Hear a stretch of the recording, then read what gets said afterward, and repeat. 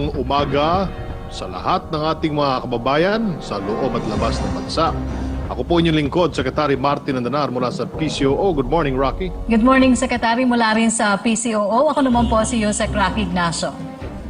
Sa naging virtual presser kanina ni DOH spokesperson Maria Rosario Vergere, ay naiulat ang dagdag na 2,124 cases sa mga kumpirmadong kaso ng COVID-19 sa bansa. Kung saan, 434 dito ang late cases habang 1,690 naman ang fresh cases. Sa kabuuan, nasa 56,259 na ang bilang ng mga nagpositibo sa sakit habang nadagdaga naman ng 162 ang bilang ng mga nasawi sa bansa. Pero paglilino ng DOH, ilan sa bilang na ito ay naasawi ng mga nakaraang buwan pa at hindi lang kahapon. Magandang balita naman na umabot sa mahigit 2,000 ang nadagdag sa mga gumaling mula sa COVID-19 na sa kabuuan ay nasa 16,046 na. Tuloy-tuloy man po ang pagtaas ng bilang ng recovered cases sa bansa. Salamat sa ating mga medical frontliners. Tuloy-tuloy rin naman ang pagtaas ng mga aktibong kaso ng COVID-19. Ibig sabihin, walang sino man ang ligtas mula sa pagkakaroon ng sakit. Kaya dapat lagi nating sundin ang minimum health standards na itinalaga ng mga eksperto. Wear mask, wash your hands, keep a distance, stay at home. At tandaan, basta laging handa at sama-sama, kaya natin ito. Kaya naman samahan nyo kami dito sa public briefing, #LagingHandaPH. Kung mapapansin po natin sa nakalipas na mga araw mula July 6 hanggang July 12 ay erratic o pabago-bago ang trend ng mga nadadagdag na kaso ng COVID-19 sa bansa. Kung ikukumpara sa reported cases ng ibang araw ay pinakamababa na ang 1,233 noong July 10 na bahagyang tumaas sa 1,387 noong July 11.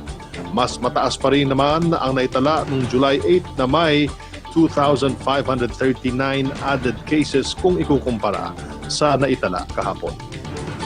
Samantala, sa kabuuan po ay nasa 38,679 na ang active cases sa bansa. Hindi na po kasama dyan ang bilang ng mga gumaling at nasawi sa pinakahuling tala ng Department of Health. Para po sa inyong mga katanungan at concerns tungkol sa COVID-19, maaari niyo pong i-dial ang 02894-COVID o kaya ay ang 02894-26843. Para naman po sa PLDT Smart Sun at TNT subscribers, i-dial po ang 1555. Patuloy po kayong makibalita sa mga pinakakatiwalaang sources ng impormasyon tungkol sa COVID-19. Maaari niyong bisitahin ang covid19.gov.ph.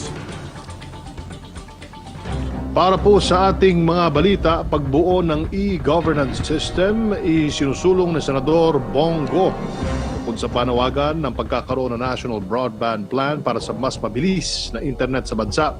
Iminungkahi rin ng Senador sa Department of Information and Technology o DICT ang pagkakaroon ng e-governance system para sa mabisa, accessible at kapaki-pakinabang na serbisyo para sa ating mga kababayan sa gitna ng pandemya. Sa ganitong paraan ay malilimitahan ang physical mobility at face-to-face transaction sa mga tanggapan ng pamahalaan. Dagdag pa ng Senador, gamitin din natin ang makabagong teknolohiya para mas mapalapit ang ating pamahalaan sa mga tao. Samantala, pagsasagawa ng routine safety check sa mga floating power plant ng mga pribadong electricity producers, binigyan diin ni dating DENR Secretary at ngayon ay anak kalusugan party list Representative Michael Defensor. Ito ay para rin mapigilan ang pagkakaroon ng oil spill sa ating mga karagatan. Gaya na lang po na nangyari sa Iloilo kamakailan kung saan nasa 268,000 liters ng heavy fuel ang na-discharge sa Iloilo Strait. Ito ay pag-aari ng isang private investor na state-owned na Power Sector Asset and Liabilities Management Corporation. Anya, dapat na pangunahan ng Department of Energy at Philippine Coast Guard ang pagsasagawa ng routine safety check sa mga power barge na gaya nito na karamihan po ay luma na. Iimbestigahan naman ng Philippine Coast Guard ang nasabing oil spill sa mga susunod pang araw. Maya-maya ay kasama rin nating magbabalita si John Mogol ng Philippine Broadcasting Service. Makakapanayam din natin sa ating programa ang General Manager ng Manila International Airport Authority, GM Eddie Monreal, Quirino Province Governor Daquila Carlos Cua, Regional Director Brigadier General Fillmore Escobal mula sa Police Region Office 11, at si Philippine Ambassador to Qatar, Ambassador Alan Timbayan. May mga katanungan po kayo, pwede po kayong mag-comment sa ating live stream at ipapaabot natin yan sa ating mga resource persons. Samantala, sa pinakahuling tala ng Department of Labor and Employment tungkol sa repatriation ng mga overseas Filipinos as of July 13, 12:01 a.m., umabot na po sa 86,058 ang ating mga kababayang nakauwi sa kani-kanilang probinsya simula May 15 hanggang July 12.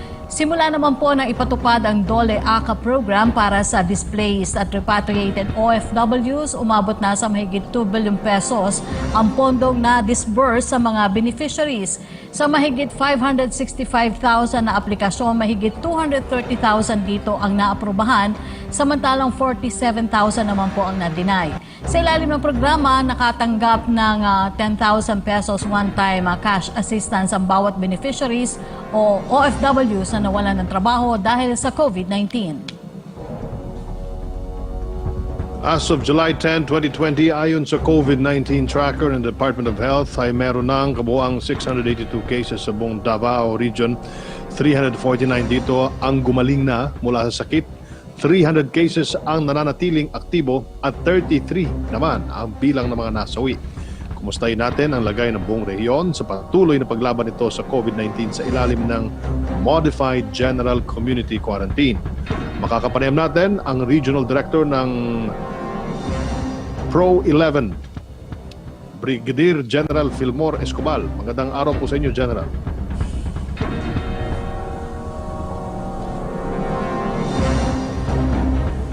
General, good morning po.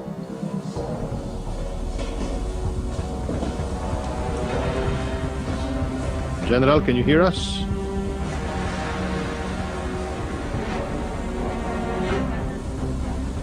General Escobal, can you hear us, sir? Okay. Rocky, naayos pa ang ating linya ng komunikasyon with our general. Opo, po Secretary, sa alam, police region. alam naman po natin na napakahalaga na makausap din natin ang nasa rehiyon na yan kasi po yung napaka-effective po yung naging response ng maski yung Davao City man lang po dun sa pag-prevent ng COVID-19. At sinasabi nga po na kung maaari ding makita ng ibang mga probinsya o lugar yung ipinatupad po na patakaran ng rehiyon para sa mga ibang lugar kung saan patuloy pa rin po tumataas ang kaso ng COVID-19. Tama. Ang Region 11 ay nasa MGCQ at marami sa atin ang papunta doon. So it's very important for us to get the best practices from these regions, specifically Davao region. Okay, babalikan na po natin si Brigadier General Fillmore Escobal. General, can you hear us? Samantala, as of July 12 po ay nakapagtala na higit 104,000 confirmed COVID-19 case sa bansang Qatar dahil sa araw-araw na nadadagdag na kaso ng sakit na naitatala sa bansa. Kumustahin po natin ang lagay ng mga overseas Filipino migrant workers sa Qatar. Makakausap po natin si Ambassador Alan Timbayan. Magandang umaga po mula sa Pilipinas, Ambassador. Magandang umaga po sa inyo, Secretary Martin Andanar, Artiusec Rocky Ignacio. Greetings from the Philippine Embassy in Doha, Qatar. Assalamualaikum warahmatullahi wabarakatuh. Opo, maraming salamat po. Maraming salamat po sa pagbibigay niyo ng panahon at oras sa Ambassador. Although meron na nga pong more than 100,000 COVID cases sa Qatar, ay bahagya naman po nagkaroon ng ease of restriction sa bansa simula noong July 1st, kung saan po nagkaroon na rin ng partial domestic reopening ng ilang establishments. Sa ngayon po, how is the general atmosphere in Qatar? Yung pong strict health protocols, nakalatag pa rin po ba talaga ng mahigpit? as of July 12, 2020 po, the total number of affected persons since the start of the pandemic is 103,596. The total number of people tested is 412,602. And then total recovery of patients po is 99,703. Deaths 147. People currently under acute hospital care is 636. And then people currently in the intensive care unit is 140 po. Early detections of health Qatar maintained below COVID-19 mortality rate in the world po as of today. Opo. Ambassador, pero kumusta po yung ating Filipino community dyan? Meron po ba tayong recorded case ng COVID-19 sa ating mga kababayan? So far po, ang recorded cases of, we have already 15 recorded COVID cases of Filipinos here in Qatar. We have already repatriated all the remains but for 5, 3 of which are non-COVID, only 2 COVID cases are not being repatriated. We see to it that the next of kin is very well informed and condoled with po. And we also report to our Department of Foreign Affairs regarding this matter. Opo. Ambassador, paano po ba yung sistema ng healthcare sa Qatar? Ano po yung lalo na doon sa mga infected people receiving medical assistance from the government regardless po doon sa kanilang nationality?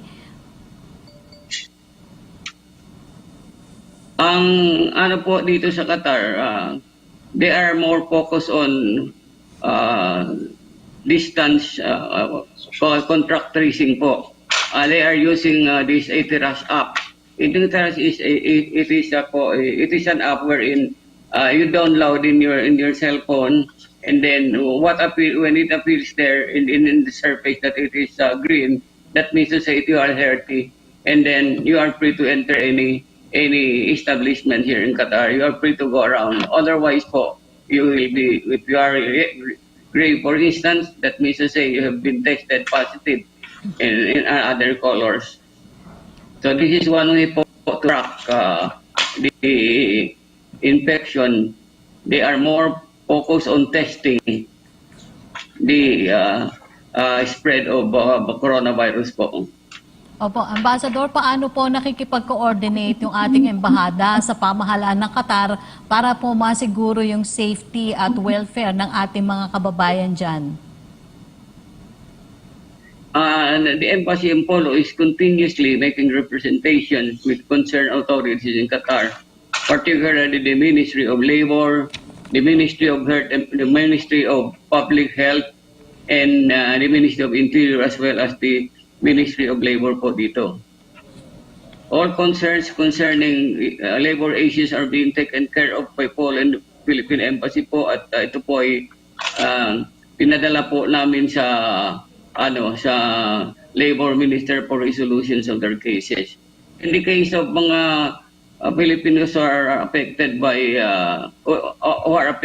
coronavirus and who have symptom of coronavirus, they are po encouraged through the guidelines of the Ministry of Health, Public Health, to call hotline 1600. Instantly po, kung natanggap yun, they will be attended to without delay po. Opo. And they are being taken to isolation centers and hospitals for treatment and recovery as the case may be. Opo, Ambassador, meron po tayong kaibigan sa media, si Raymond Tinasa. May tananggap po siyang sulat mula po sa mga OFWs na nagpapahingi po ng tulong sa inyo tungkol po nung sa repatriation daw po noong July 9 ay nasa higit 300 overseas Filipinos ang napauwi na nga sa Pilipinas mula po sa Qatar. Pero marami pa rin po tayo mga kababayan na nais makauwi sa Pilipinas. Marami daw pong OFW doon na 3 buwan nang walang trabaho at sahod. Karamihan din po sa kanila, expired na daw po yung mga ID at kanselado na ang visa. Nabigyan naman umano sila ng relief goods ng OWA at humingi ng tulong mula sa ating polo sa Doha. Pero sinabihan lang daw po umano sila na i-renew na ang kanilang mga dokumento. May paraan daw po kaya para mas mapabilis ang pagpapauwi sa kanila. Ano po kaya ang aksyon na magagawa natin para matulungan po sila? Tungkol po doon sa mga OFWs natin na nag-expire ang kanilang resident permit or yung kanilang visa, we already made strong representations with the Ministry of Interior. We also wrote a note verbal to the Foreign Ministry. If possible, during their scheduled repatriation, they could be exempted in their fines and penalty corresponding to expired exit permit and would be waived by the authorities. In most cases po na we succeeded in doing, they are very cooperative in doing this. As a matter of fact, during the three repatriation, chartered repatriations we had, nangyari po ito at nakauwi po sila. Wala pong abilidad na nangyari. Opo, so bale, Ambassador... So far po, go ahead, Ambassador.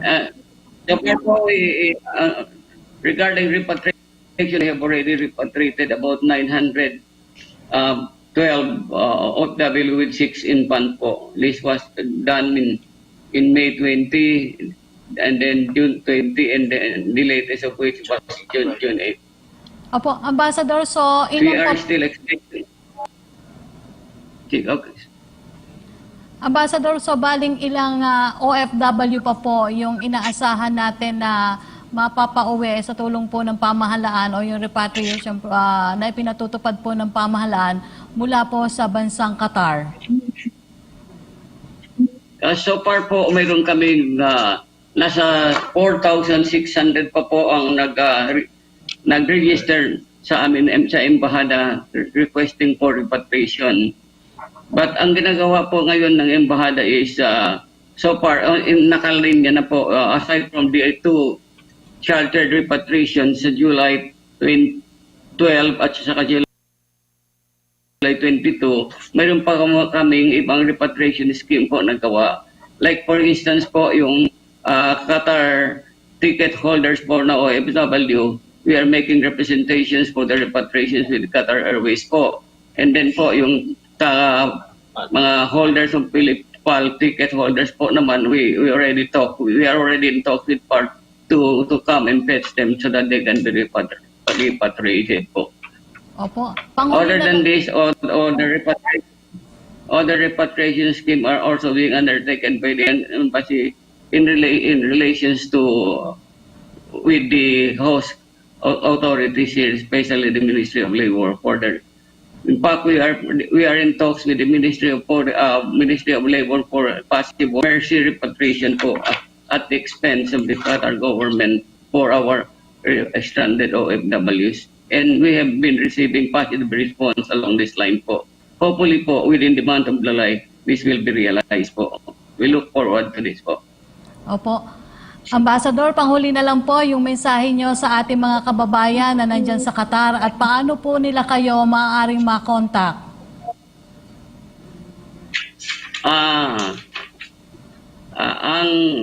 Ang mensahe ko po sa ating mga kababayan, the embassy is right here and stands ready to assist you, especially on repatriation. The embassy is doing everything it can to address the clamor for repatriation. Talk with the host government, the concerned airlines and relevant agencies in Manila are ongoing. Let us be vigilant. Let us all follow the pronouncement of the Qatar regarding COVID-19, including the Ministry of Public Health. Please continue to also follow the embassy Facebook page and relevant announcement advisory.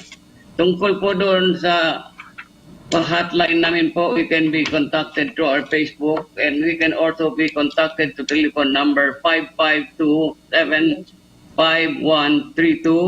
or 664-6303. Facebook page po and website, Philippine Embassy in Qatar. Okay. Maraming salamat po sa inyong panahon, Ambassador Alan Timbayan. Mabuhay po kayo, Ambassador.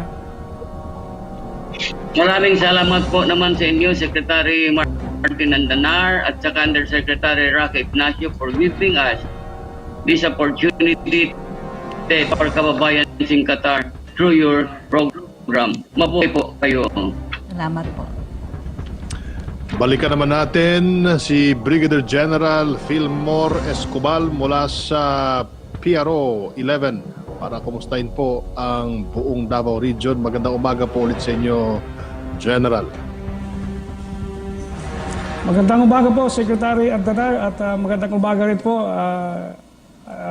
Asek Rocky Ignacio, at sa atin po, taga-subaybay.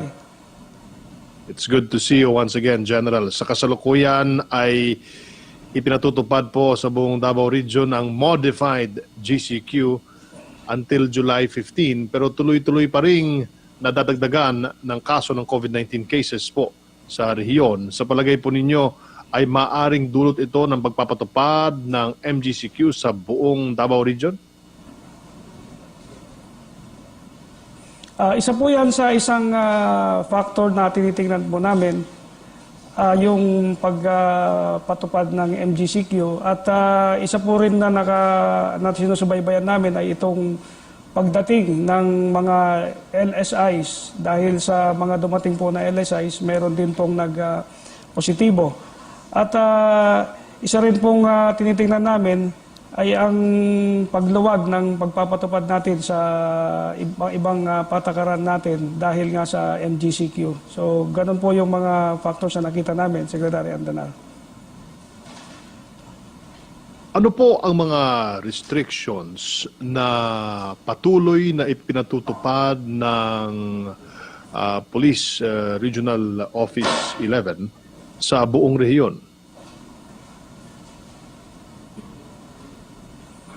Yung patuloy po yung pagpapatupad ng ating PRO 11 sa curfew, dahil meron pa pong mga ordinansa na ipinapatupad yung ating mga local government, lalo na po yung curfew pagdating ng alas 6 ng gabi hanggang sa alas 5 ng umaga. At meron din po tayong pinapatupad sa mga checkpoints, katulad po ng mga medical certification na inihingi rin po ng ating mga local government para mapigilan yung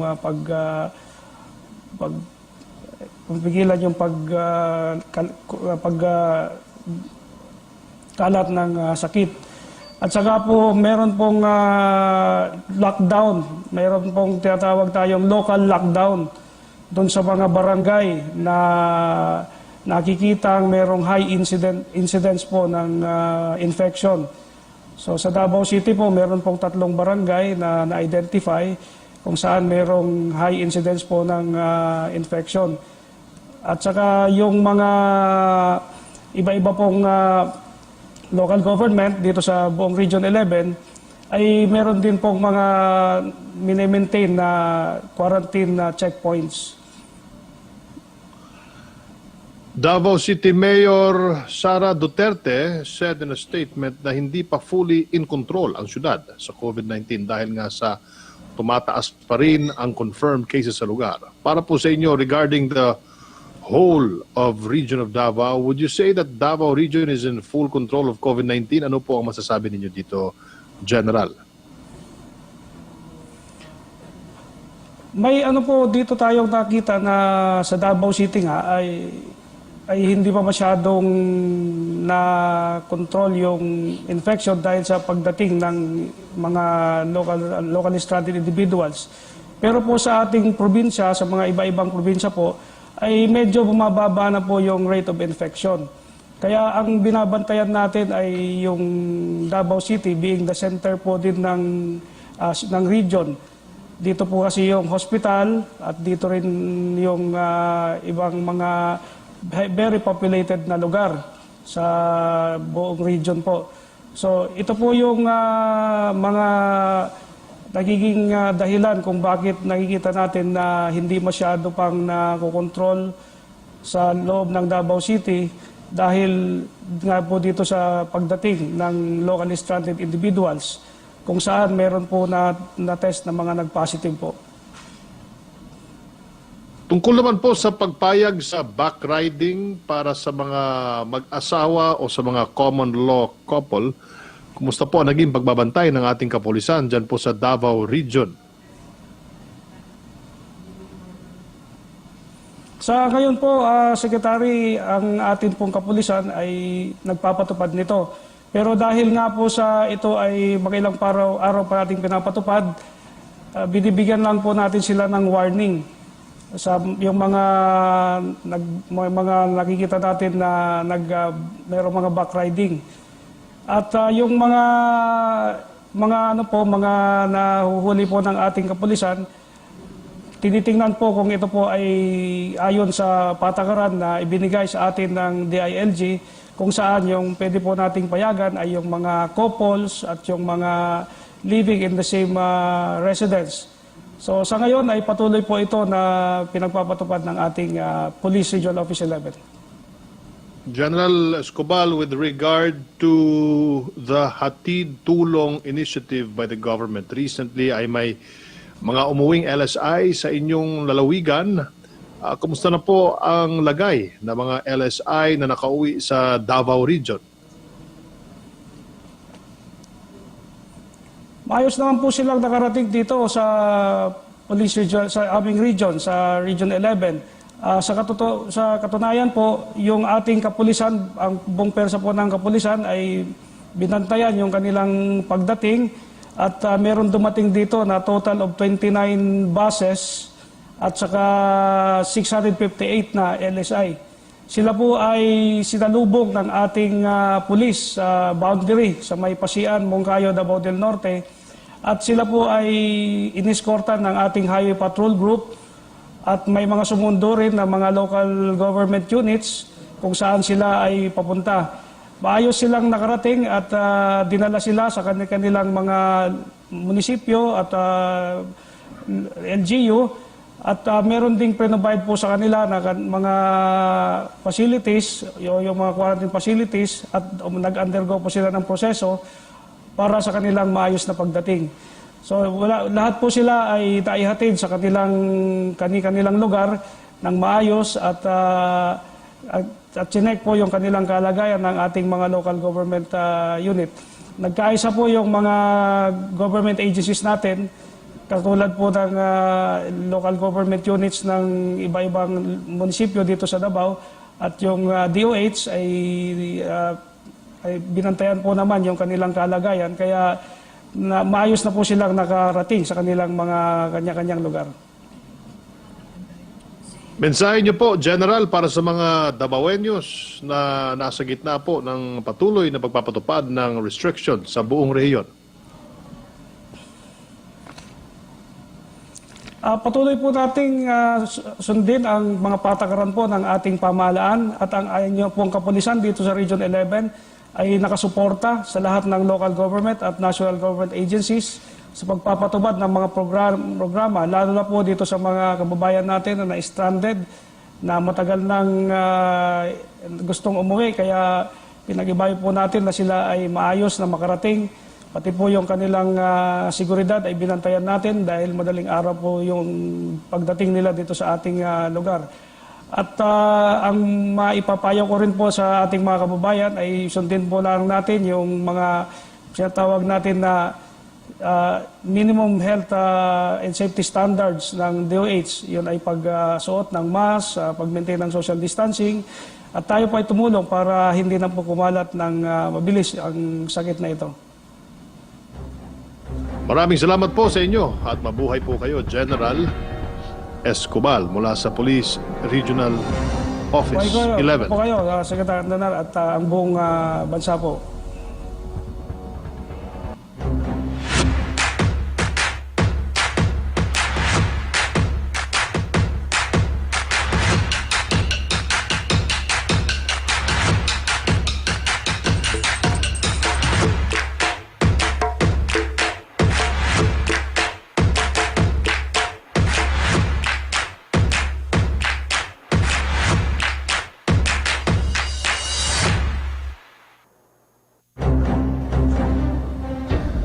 Samantala, tuloy-tuloy pa rin ang ginagawa ng pamahalaan para matulungang makauwi sa kanilang mga tahanan ng mga locally stranded individuals sa pamagitan ng Hatid Tulong Program. Panoorin po natin ito.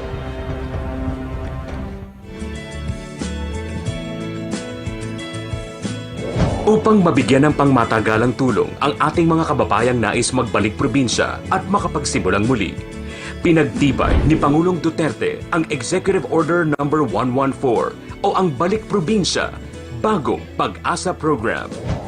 Go home to the province, they have the means of going back there. And there is a promise. What is really very important is we give them hope. Na-issue rin po kahapon ng ating Presidente Executive Order No. 114. Ito po ay yung sa Balik Probinsya, Bagong Pag-asa Program as a pillar of balanced regional development. Noong ika-20 ng Mayo, ang programa ay matagumpay na nakapagpauwi na ng mahigit 100 residente pabalik ng Leyte na inaasahang darami pa. At dahil nais agarang tugunan ang mga pangangailangan ng ating mga stranded na kababayan, ipinagpaliban muna ang rollout ng Balik Probinsya Bagong Pag-asa Program upang ihandog ng ating pamahalaan ang hatid tulong. I decided as a matter of strategy na isuspend muna ang ating rollouts for the Balik Probinsya Bagong Pag-asa to give way. Unahin natin kasi this was a very clear instruction from the President. Unahin, pauwiin na ang ating mga kababayan na stranded dito sa Maynila. And pagdating ng panahon na tapos na itong mga problema ng stranded, the Balik Probinsya will now take the second phase already in the succeeding rollouts and simultaneous rollouts to all of the provinces of their choice. Pilipino to, kababayan natin. Tanggapin ninyo and provide for sequestration houses if you want. Yung doon sila i-quarantine. Pero hati-hati tayo sa problema. Total, hindi naman kami nagkulang. Whatever you need, we provide. Kawawa naman. Tulungan ninyo yung mga Pilipino.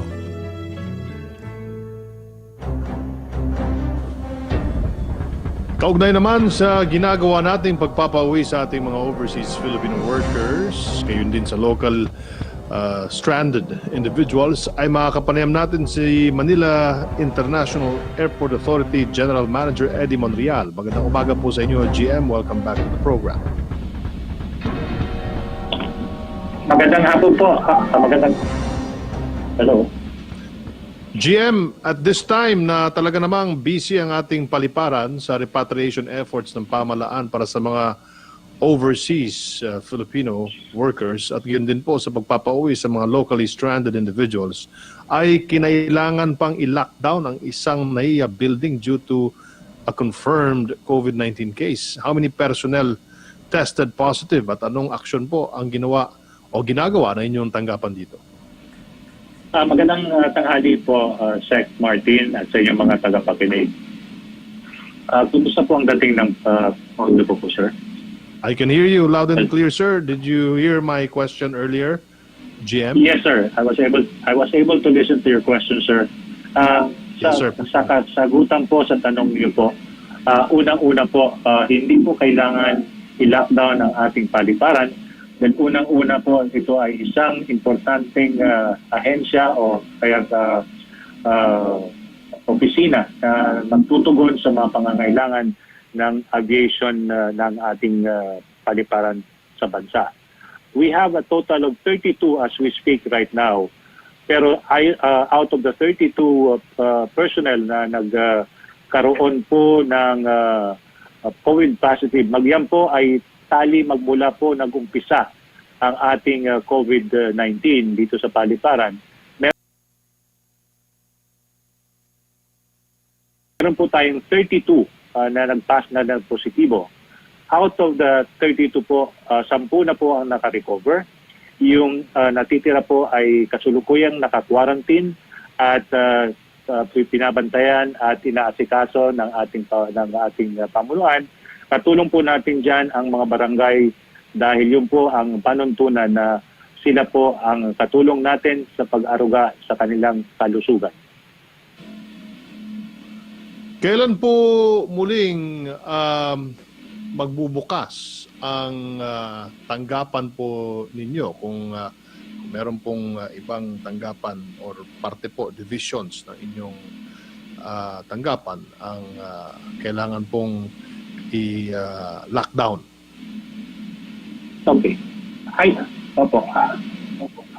Ayon po sa protocol na sinusundan natin, yan po ay alinsunod sa tinatalagaan ng Department of Health. Pag meron pong isang opisina na nagkaroon ng positibo na isang empleyado, yan po ay sinasarado natin ng at least 3 days maximum dahil ini-implement po natin ang dobling pag-disinfect, pagpapasaayos ng mga opisina.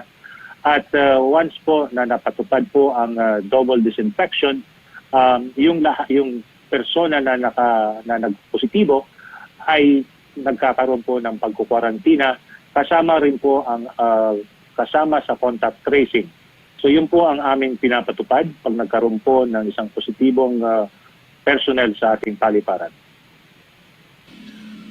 Marami rin po sa mga LSI ang nananatili sa airport habang naghihintay ng kanilang biyahe. Kumusta naman po ang kalagayan nila doon?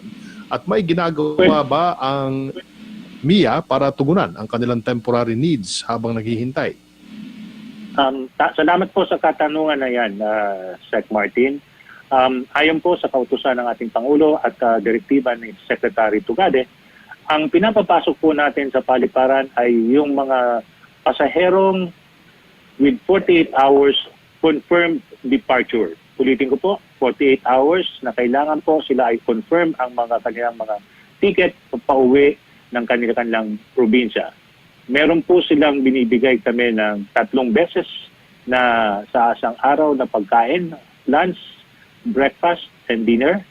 Meron din po silang area kung saan po sila mananatili. Meron din po tayo doon sa 4th level kung saan po meron po silang tulugan na masasabi nating maayos naman. At meron po tayong pinoprovide din na shower area sa doon po sa ating Terminal 3. Ayan po ay sinusundan natin ang mga protocol na dapat maging maayos ang kanilang pananatili sa ating paliparan. May dagdag ko po, katulong po natin dyan ang DILG dahil kung minsan po yung mga pasaherong paalis ay kulang po ang mga dokumento gaya po ng travel pass at medical certificate. Yan po ay kino-coordinate natin, katulong natin ng DILG para mabigyan po sila ng kanilang mga kaukulang dokumento para tumuloy ang kanilang pag-alis papunta po ng mga probinsya. Pero may mga pagkakataon po minsan na may mga last-minute changes dahil po sa mga pangangailangan ng mga local LGUs. Yan po ay medyo minsan naantala ang kanilang pag-alis. Paano po sinisiguro ng MIA na mahigpit pa rin na ipapatupad at sinusunod ang minimum health standards sa inyong paliparan, especially among the LSIs? Well, unang-una po, no mask, no entry po tayo sa paliparan. Hindi po pwedeng pumasok ang walang face mask. Sinusundan din po namin ang social distancing sa ating paliparan. Kasama po dyan ang pagtatalaga ng mga temperatura sa bawat papasok at pagpapalabas. Meron po tayong pinapatupad na 1 entry, 1 exit policy sa lahat ng ating terminal buildings. Meron din po tayong mga acrylic barriers na nakalagay sa mga check-in counters, help desk, government counters, transport counters, at sa mga terminal po. Gayon din po sa administrative office building po natin. Yung social distancing, gaya ho ng nasabi ko, meron po tayong mga markers sa floor ng ating building na kailangan sundan ng lahat ng empleyado, pasahero, sa pagpasok po sa mga elevators. Meron din po tayong mga maximum allowed bawat isang sakay. Tuloy-tuloy din po ang aming pag-disinfect ng ating paliparan. Lalo na kung may concern tungkol sa, let's say, mayroong PUI or some ganong sitwasyon. Meron din po tayong hand washing stations pagpasok po ng ating building sa paliparan po. Meron po tayong tinatalaga na mga ganon para ma-maintain ang kanilang kaligtasan. Sa ibang balita po naman, GM, what are your thoughts on changing the name of Ninoy Aquino International Airport or NAIA to paliparang pandaigdig ng Pilipinas? Yan po siguro pwede nating pagpaubayan na lang sa ating mga mambabatas dahil sila po ang may karapatan at katungkulan para isuggest kung ano man ang panibagong pangalan ng ating paliparan. Yan po, kami po ay tutugon kung ano man po ang magiging desisyon ng mababang kapulungan o kaya kung ano pang mga ahensya na dapat po na sila ang magpapatupad po nun. May ilang katanungan din po ang ating mga kasamaan sa media. Go ahead, Yusek Rocky. Opo, GM Monreal, yung tanong po kanina ni Arian Meres ng ABS-CBN na sagot niyo na rin po yung tungkol dun sa reaction niyo sa posibleng pagkapalit ng pangalan na NAIA. Tanong naman po mula kay Jillian Cortez ng Business World, what did the consortium want and who are the two new proponents the government is in talks with? Hindi ko po alam kung may dalawa. Hindi pa po ako previous sa mga diskusyon. Pero ang masasabi ko lang po, yung dahil sa maraming kahilingan ang dating consortium, yan po ay tumagal ng 2 taon at hindi ho natin pwedeng payagan base po doon sa pinayagan ng approved na unsolicited proposal, hindi ho natin pwedeng baguhin. Kaya ho siguro nagdesisyon na hindi na ho sila tumuloy. Opo. Dagdag na tanong po ni Jillian Cortez ng Business World, what are the options being considered for the NAIA rehabilitation now that the government has revoked the original proponent status given to the NAIA consortium? Is the government still committed to start the rehabilitation of the airport before the president's term ends and despite the crisis? Alam niyo po, Yusek Rocky, unang magandang tanghali po. Hindi po ko nakakapagbati sa iyo. Yan po ang ating mga rehabilitasyon at mga ginagawa na mga dapat ayusin sa ating paliparan. Tuloy-tuloy po naman yan habang hindi pa ho natin na ibibigay o kaya nagkakaroon ng pirmahan yung unang nagkaroon ng interest na paayusin ang ating paliparan. Pero meron ho yan, alam ko meron next in time po na isa pa dahil 2 ho ang nag-submit yan nung nagkaroon po tayo ng unsolicited proposal. Yan po ay pag-aaralan natin at kung sila po ay tatanggapin nila yung dati pong na-approve na ng ICC NEDA, ay baka ho tayo magkatuloy doon sa pangalawa. Pero hindi pa ho yung pinal. Kailangan mo pag-usapan at ayusin lahat ng panuntunan gaya ho ng dati hong na-approve. Thank you so much, Yusek Rocky. GM Ed, reminders o paalala po na nais nyo ipabot sa ating mga kababayan. Well, unang-una po, sana po ang lahat, lalo na po yung mga LSIs po natin.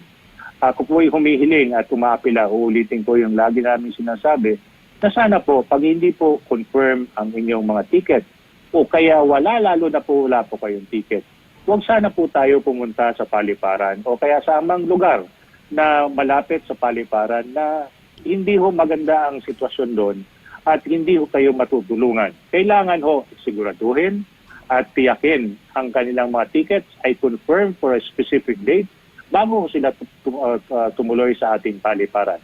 Kailangan din po na kompleto ang mga dokumento.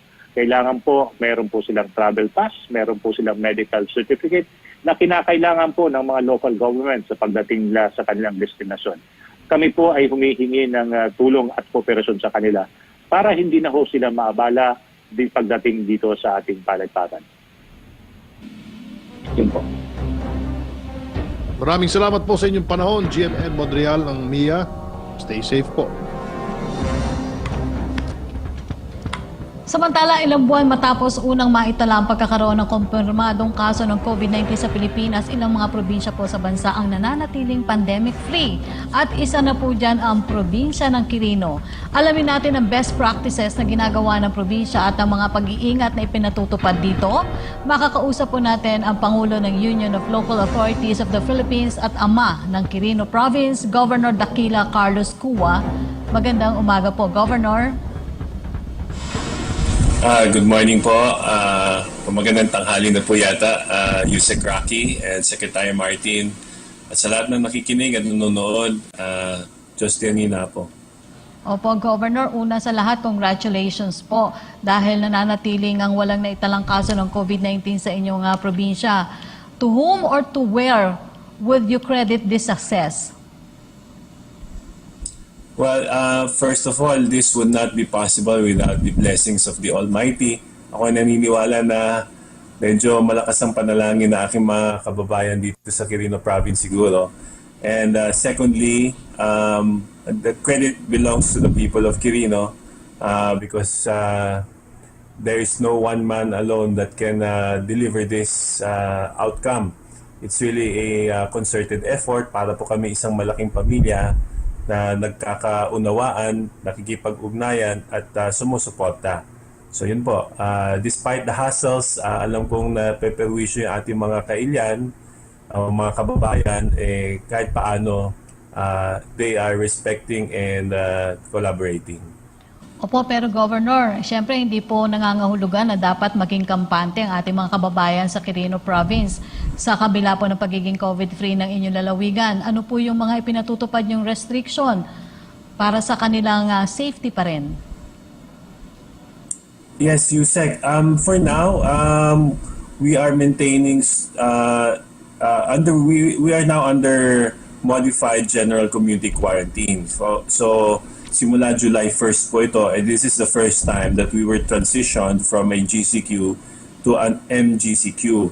So kasi po ang Quirino Province is basically rural and agricultural. Therefore, even during the time of the general community quarantine, talagang marami ng activities, especially yung farm-related, ang nag-resume. Dahil category 1 and 2 po ang konsiderasyon ng business na ito.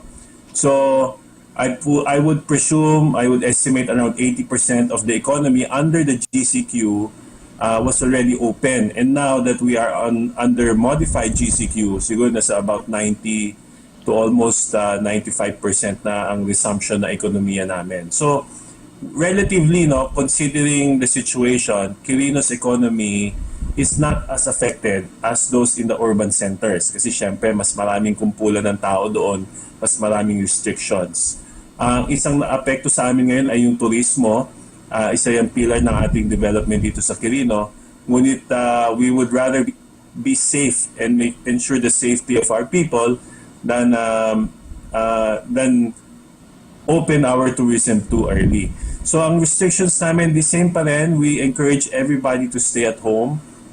At the last time ay kahapon lang po, Sunday. No? So dumalaw ko sa simbahan, nagronda pa ako in my car. I looked around the different public markets and I could see that people were really concerned about their health. They were wearing face masks. Hindi naman siguro lahat, but siguro about 90% of the people were wearing face masks, following protocols, and significantly mababa pa rin ang lumalabas na tao. So they are still trying to stay home and minimizing their exposure to the threat of the virus. As to the measures, we still have enforced curfew hours between 8 p.m. to 4 a.m. We still have to review our liquor ban. Marami sa buong Pilipinas nagbukas na ng liquor ban, pero sa Quirino, inaaral pa ng ating sanggunian panlalawigan ang proper easing of policies when it comes to liquor distribution and management. Of course, the border control is still in effect, and when you enter Quirino, you are still required to fill out a health declaration and a contact information form. So those are the usual protocols that we've started since day one, and they're still ongoing until today. Opo, Governor, kasi nga may mga naitalang kaso ng COVID-19 sa mga karatig probinsya, kaya tuloy-tuloy pa rin po yung travel restriction na yun pagdating dun sa tinatawag natin sa mga boundaries, sa mga borders. Oo, yun nga ang isa nating parating pinaalala sa ating mga kababayan. The threat, if of course we cannot say 100% certain na whether COVID is present in Quirino or not, because it's really not yet done. We have not done mass testing, no, like any other LGU in the province. country. But kaya ang reminder natin is mag-ingat na lang. And the threat might be coming from outside the province. Therefore, let's manage the entry and exit of people as effectively as possible. Dahil nandiyan ang nakikita natin potential threat na ma-infect ang ating community dito sa Quirino Province. Opo, nabanggit niyo rin po kanina yung mga farm-related activities. Recently nga po nagkaroon ng oversupply ng kamatis sa Quirino at sa mga karating probinsya nito. Paano po tinutugunan ito ng inyong pamunuan? Yes, Yusek Rocky, napakagandang tanong yan. No? It is really an emotional sight to see all those tomatoes, yung mga kamatis na sayang. Ito ang pang-tuition ng mga anak nila, ito ang kailangan nilang, ito ang kabuhayan na alam ng ating mga kapatid dito sa kabundukan ng Sierra Madre. And they are toiling at their best to earn a livelihood. Ang nangyari kasi, nag-contract ang market. Siguro yung mga buyers na dating nag-order medyo umatras at bumaba ang volume na binibili. So what we did, immediately we sent a team up that community, kinausap, nakipag-ugnayan at agad-agad hinanapan ng market. So alam ng ating kabaranggayan na nililinkage na natin sila ngayon sa direct buyers. No? So we're trying to find a way to shorten the process. If possible, ma-eliminate pa natin yung mga middleman, dumiretso from the farm to the actual buyer. And then if possible, the LGUs, the provincial government, and perhaps some city governments in the metro area can collaborate para direkta na umabot ang mga kamatis sa Metro Manila. Napakatamis. Ako, bumili ako. Dating bentahan po nito ay nasa 15 pesos. Bumaba siya up to 4 pesos. Pero now na natulungan natin, umaangat na siya ulit to around 12. And we predict na soon enough it will be around 20. Pero meron pa kaming iba pang problema bukod sa kamatis na nasold na namin ngayon naman yung mga Baguio beans. Baguio beans na hindi galing Baguio, galing pong Quirino. But they're as fresh and as juicy as the ones in Baguio. And ito naman ang hinahanapan na namin ng market linkage ngayon. So kung may nakikinig po dyan at gustong bumili ng bulk and reliable supply of Baguio beans, meron po dito sa aming lalawigan. Opo, Governor, that's good news naman tungkol dun sa sitwasyon ng pati ng mga magsasaka dyan. Sa usapin naman po ng hatid tulong, yung pong locally stranded individual. So far, ilan na po yung mga nakauwi sa Quirino Province at may inaasahan pa po ba kayong mga uuwi dyan sa probinsya? Ano po yung anyong ipinaaabot na tulong para sa kanilang pagbabalik? Okay, Yusek Rocky, napakagandang tanong. So there are many options and many situations. Ito pong mga LSI o ating mga kapwa Quirinians that are stranded in other parts of the Philippines, may dalawa kaming serbisyo na ino-offer. Una, kung kayo ay nangangailangan ng tulong at stranded kayo dyan sa metro area at kayo naman ay malapit na mag-resume ang klase o kaya trabaho, at wala na rin, gipit na rin ang panahon ninyong umuwi dito sa probinsya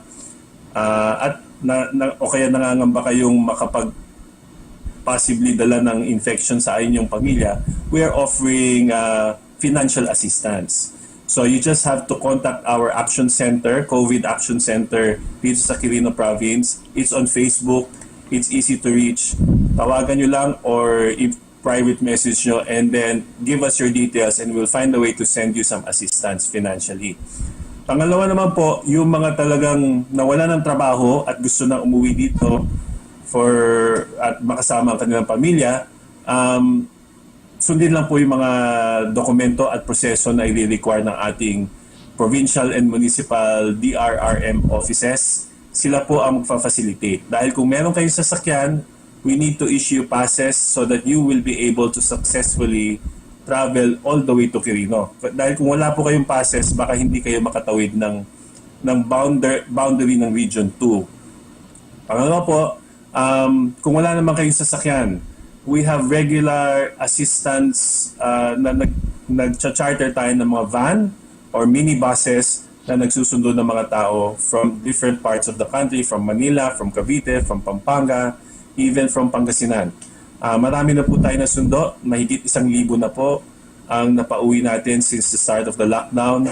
And as long as we have kababayans that need to travel back to Quirino, we'll find a way to coordinate and to collaborate.